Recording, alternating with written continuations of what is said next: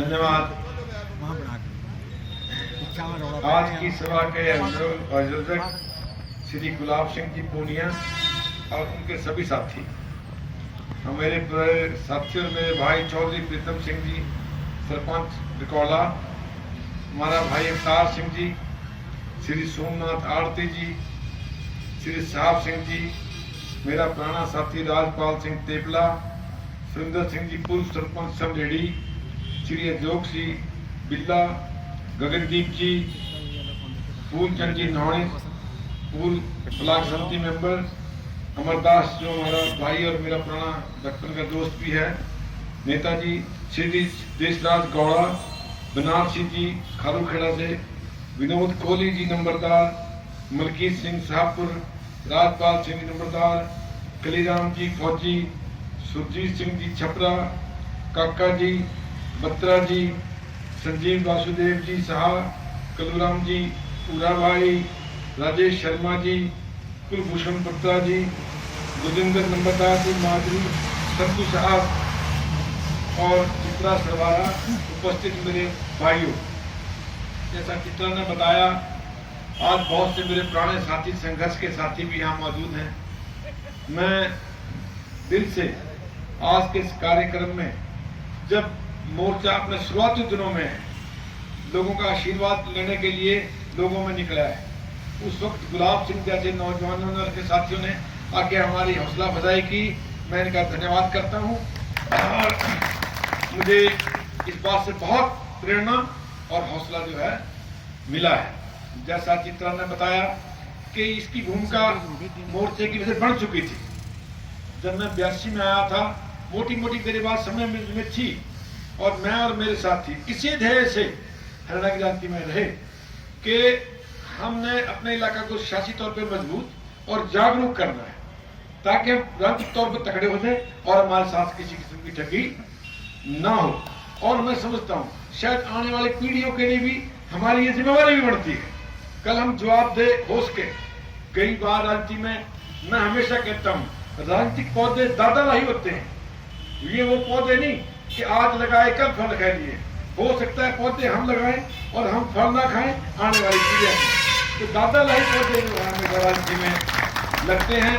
लेकिन ये महापुरुषों की, ऋषियों की, मुनियों की, गुरु गोविंद सिंह जी की धरती में आपने देखा होगा कैसी कैसी शिक्षाएं हमने ली। जाति पाति के खिलाफ खंडा बांटा आया और भाई ये भी जो है भावना भरेगी कि जो लोग कमजोर थे, लड़ना नहीं जानते थे, कि अब मैं उनको योद्धा बना दूंगा, चिड़ियों से बाजियों को लड़ाई दूंगा। और भाई यही नहीं, उन्हें लड़ाई जीती भी नहीं। सभी साथी, पिताजी, चारों बेटे और खुद शहीद हुए, अमर गति को प्राप्त हुए, लेकिन हमारे लिए एक संदेश छोड़ गए। उनको हमने याद रखना है, उन शिक्षाओं पे चलना है। मोर्चा आज उसका स्वरूप नया है। वो लगता है लोगों को कि छोटा सा दल किसी कोण में उभर रहा है। मैं स्पष्ट करना चाहूंगा कि मोर्चा उत्तरी हरियाणा तक उसकी जो है जमीन यही है, यहीं से इसकी शुरुआत हुई है, यहीं से हमने प्रेरणा और पीड़ा लेके बढ़े हैं। पर ये स्टेट व्यापी है और इस किस्म की ठगी आपसे अकेले से नहीं हुई। ये ठगी हुई है जहां भी कोई चीफ मिनिस्टर बन गया, ये उसी इलाके में सारा बजट और नौकरियां लगने लगी। कहीं कम कहीं ज्यादा, कईयों ने लोक लाज थोड़ी निभाई, कईयों ने बिल्कुल जो है नहीं निभाई। और आज भी इन परंपराओं के खिलाफ हमने जो है खड़ा होना है, अपने इलाके को अपने पैरों पर खड़ा करना है। मुझे उम्मीद है कि ये हमारी लड़ाई इन आने वाले 4.5 साल में अपना जो है उसका जो निर्णय है, ये फैसले की लड़ाई, इसमें इसका रिजल्ट भी आ जाएगा। चित्रा ने थोड़े शब्द में आपको समझाया कि गुंजाइश यही है। सब राजनीतिक दलियां इस तरफ देख रहे हैं, जो यहां पावर पसारेगा वही सत्ता बनाएगा। आप इन समीकरणों को, इस राजनीतिक शक्ल को, इस परिदृश्य को बदल सकते हो। क्यों ना हम खुद मुख्तियार हो जाएं और अपने हिस्सेदारियों के लिए, अपनी राजनीतिक जो है सम्मान के लिए, उसकी भागीदारी के लिए लड़ सके और मजबूत हो सके। हमें यहाँ को मांगने के लिए हाथ ना पसारना पड़े, वो सुनिश्चित हो जाए। हमारा यही जो है ध्येय है। हमारे एजेंडे में जहां दादूपुर नलवी नहर है। आज मैं इनको मुबारक दूंगा आप पार्टी वालों को, केजरीवाल तो यहाँ है नहीं, अब इसी को हम भाई को मुबारकबाद दे देते हैं। कारण क्या है? तीसरे टर्म एक ही कारण है, प्राथमिकताएं। प्राथमिकताएं क्या थी? हेल्थ, स्वास्थ्य, पानी, बिजली, और डिस्क्रिमिनेशन कोई नहीं। ऑर्गेनाइजर, उसकी बुद्धि, और उसने अपनी स्टेट को ऐसा ऑर्गेनाइज करके मुनाफे में ले आया। पैसा था तो लोगों की इमदाद कर दी। आज चाहे उसको कोई भूखे मंगे कहे तो कुछ कहे, ये तो है अशोभनीय बातें, लेकिन वो क्षमता में तो है ना। जब उन्होंने देखा कि हम फ्री पानी दे सकते हैं, दे दो। बिजली मुफ्त दे सकते हैं गरीब को, दे दो। जब उन्हें कहा मैं दवाइयां मुफ्त दे सकता हूँ, दे दो।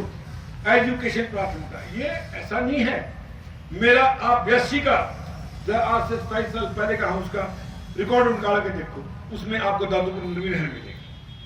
96 में आप मेरे रिकॉर्ड उठा के देखो, उसमें आपको प्राथमिकता हेल्थ और एजुकेशन को मिलेगी। और वो मैं आपको बताऊंगा, मैं दाद देता हूं शमशेर सिंह सुरजेवाला, वो कितने बड़े लीडर थे, मेरे उनसे क्या संबंध, कितने अच्छे रहे, कब तक रहे छोड़ दो बात, लेकिन मैंने उनसे सीखा बहुत। और इतना बड़ा बुद्धिजीवी था वो कि जिसे कहते पता का विज्ञान था। जब मैं 96 में एक प्रस्ताव पे बोला था और मैं सपोर्ट कर रहा था आजाद मुल्क के हैसियत से बंसीलाल की सरकार को, मेरा धर्म था बंसीलाल का साथ देना, लेकिन उस बिल के खिलाफ बोल दिया मैं, जिसके लिए रात को बंसीलाल जी ने मुझे बुला के नाराजगी जाहिर करी। और वो क्या था? एक हेल्थ पे प्रस्ताव था, एमएलए थे उस वक्त भिवानी के शर्मा जी डॉक्टर साहब, उन्होंने रखा था। मुझे मौका मिला, मैंने उनको जोड़ के एजुकेशन में डाल दी। वो मेरा भाषण उठ के अंदर से आके भाषण के बाद शमशेर सिंह सुरजेवाला ने मेरी पीठ दबाई थी और कहा था निर्मल सिंह कमाल करते यार, तेरे दिमाग में ऐसी ऐसी बातें हैं, मैं तेरे को दिल से आज शाबाश देता हूँ। मैंने कभी सोच जाता शाबाश। और कहता देखना ये जो दर्शक दीघा में और उस बाउंड्री में जो सीनियर अफसर बैठे हैं, इन्होंने नोट कर लिया और एकदम इनको तू देखेगा हरियाणा में कि चीजें ये इम्प्लीमेंट होंगी। और जीता जाता सबूत आप दिल्ली का केजरीवाल का प्रोग्राम है। उसके बाद कोई जाति का बिंदानी एंटी इनकम्बेंसी उसके बाद पड़ सकती थी, क्यों नहीं पड़ती? सभी के खिलाफ पड़ती है, एंटी इनकम्बेंसी को बच नहीं सकता, बट वो बचे अपने काम के दम पे, अपनी बुद्धि के दम पे, अपने नियत के दम पे, हाँ जी, और अपनी नीति के दम पे। दोस्तों ऐसी ही बात करनी है इस इलाका की राजनीति में। एक मैं इस बात के, मुझे आप दोषी मान लो, किसी को मानो, लेकिन मैं आपसे कहूंगा कि उम्मीदवार लोकल ही होने चाहिए। उम्मीदवार बाहर का जो है वो आपके साथ हजार तरह की साझ नहीं कर सकता। आज मेरी साझ क्या है? निर्मल सिंह की क्या बात है? खास बात निर्मल सिंह के तो पिताजी टीचर था, वो तो इस बात के खिलाफ भी था कि मैं रांची में जाऊं। वो तो कहता था यार तू कहां पे दिमाग में फंस गया, तू टीचर का लड़का, अच्छा टीचर बन, लोगों को शिक्षा बांट। चलो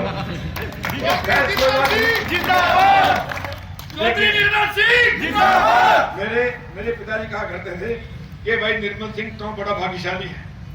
मगर ये क्यों?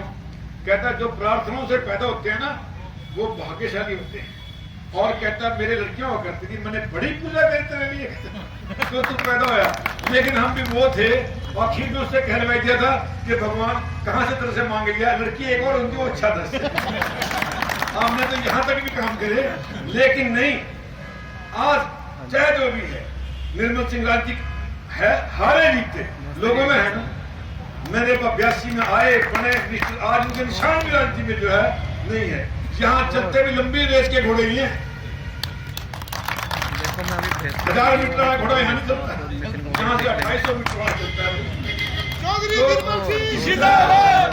कुमारी शारदा को हम लेके आए आखिर में कि ऐसा नहीं है मैं निर्मल सिंह, उसको उन्हें कहा निर्मल सिंह मैं यहाँ से लेकर, मैं कहा बहन जी ऐसा कुछ नहीं था। एक प्लान के तहत आई भाई, मैंने हिसाब लगाओ, हिसाब से रैलियां की थी। और मेरे पास इसकी बांह पकड़वाने वाले कौन कौन थे? सबसे पहले उनके पक्के दुश्मन अब दोस्त भूपिंदर सिंह हुड्डा, चौधरी बरिंदर सिंह, राव इंद्रजीत सिंह, दान सिंह, और ये आपका धर्मवीर MP और जयप्रकाश। इन्होंने मेरे से एक गुप्त मीटिंग करी थी वहां सैनिक फार्म हाउस में राव इंद्रजीत के घर पे। इन्होंने मेरे कहा कि तेरे हिसाब लगाओ, उस वक्त मैं कर चुका था। कहते हिसाब लगाओ में, ये गाँव में तो हमें इन्वाइट कर, हम तेरा साथ देंगे, जब भी सत्ता आएगी उत्तरी हरियाणा का पूरा साथ रखेंगे, साथ देंगे, और ये तेरी बाँ बनेगी, तेरे को एक योगा दे दें, वहां तेरी किससे बनती नहीं। और तुझे से कह रहा ये ऐसी है, तू जाट है, मुझे उस प्रांत के तहत बाँ पकड़ाई और सारी जिंदगी की रात कमाई मैं तुम्हारी शहजा की जोड़ी में डाली। वो 2 चुनाव बनी, दोनों बार मिनिस्टर बनी, खूब चली, कोई कुछ कही जाए, लेकिन कुछ सवाल उनके सामने आज भी खड़े हैं। वो क्या है कि आप बताओगे 10 साल में कितनी सरकारी नौकरियां हैं दिलवाई आपने, कितनी सिफारिशें करी। निर्मल सिंह हारे हुए एमएलए ने, मेरे पास हजारों की लिस्ट है, हजारों की लिस्ट है। और आपने मेंबर पार्लियामेंट कहां से बनवाया? आपने एससी बनवाना था, बीसी बनवाना था, कोई नॉन जाट बनवाना था या जाट बनवाना था, तो आपको कुरुक्षेत्र में मिला ईश्वर सिंह, जो आज लोकदल में एमएलए है, उसको राज्यसभा के मेंबर। आपने जो कमिश्नर का मेंबर किसको बनवाया दिल्ली में, जिसकी हैसियत एक स्टेट मिनिस्टर की है दिल्ली में, दिल्ली जैसे केंद्र के वजीर जैसी, ईश्वर सिंह को। आपने एचपीएससी का मेंबर किसको बनवाया? अपने भाई को। आपने एसएस बोर्ड के मेंबर कहां के बनवाए? एक कर्नाटक का, एक कुरुक्षेत्र का, बाहर का वो भी आपके नहीं है।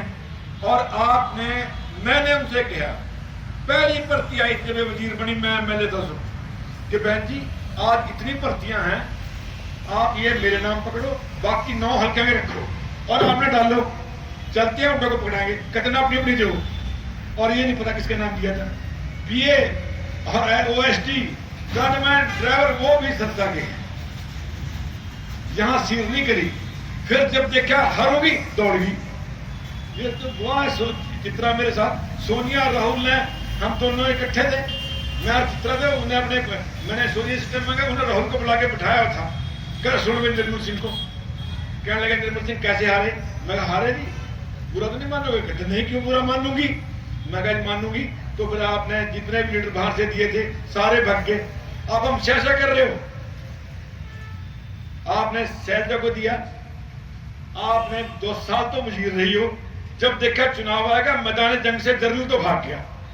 फिर आपने विनोद शर्मा दिया और निर्मल सिंह जी का मिनिस्टर बनाया, वो भी भाग गया।